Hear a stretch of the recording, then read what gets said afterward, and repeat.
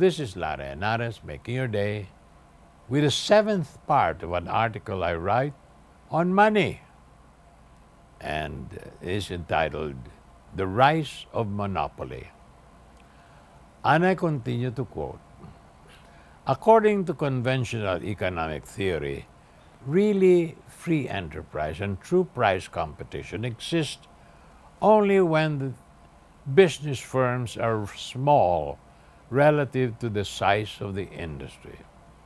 A small firm will assure two necessary conditions. First, those who invest capital in the enterprise and are therefore interested in its efficiency can take an active part in its affairs. Number two, the small firm assures a large number of producers in each field and goes a long way towards creating the competitive independence needed in a really free enterprise. With the rise of large corporations, the whole logic of traditional economic theory is weakened. The supremacy of a single firm and the various forms of cooperation between few large firms have restrained and altered competition. Gentlemen's agreements, price fixing, cartelized markets, patent pools, and interlocking directorates have virtually eliminated competition and have resulted in an aberration of the capitalist system, and it is called monopoly.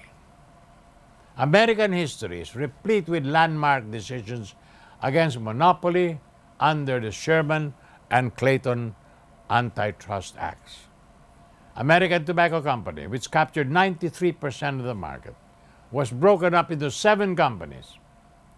The infamous Standard Oil Company, ruthlessly put together by John D. Rockefeller, controlling 80% of the oil industry, was forced to relinquish control over 33 subsidiaries, 5 of which are still among the top 26 corporations of the world.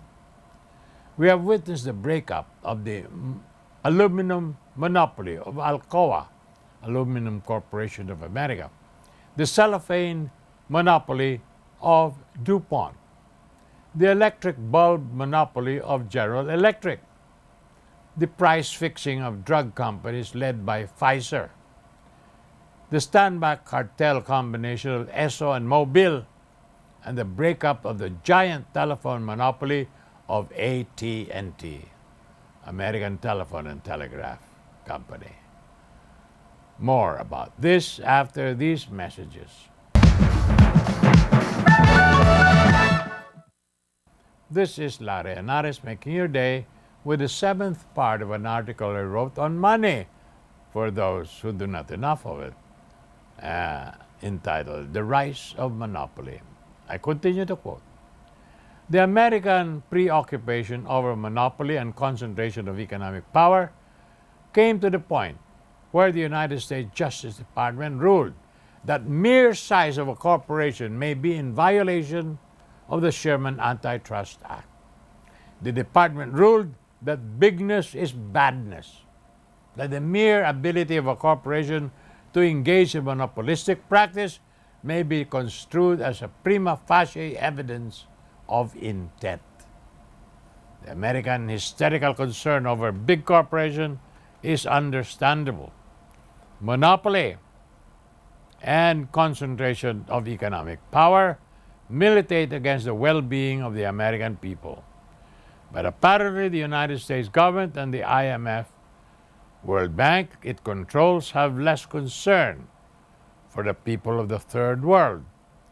Big multinational corporations are being foisted on the rest of the world as the white knights of the industrial development, rather than the corporate Draculas and leeches that they are regarded in their own country. Everybody who reads the newspaper knows the IMF. Whenever a country gets into a balance of payments crisis, a situation tantamount to impending bankruptcy, it is the IMF which comes to the rescue. It may arrange for standby loans to ease the crisis. It may even arrange for the restructuring of past financial obligations. It may bring in the World Bank to serve as loan broker and guarantor for specific projects on which supposedly contribute to development. More about this tomorrow, my dear friends. This is Lara Henares making your day, saying good day, God bless you. Thank you very much for being with us. Till next time, hasta la bye-bye.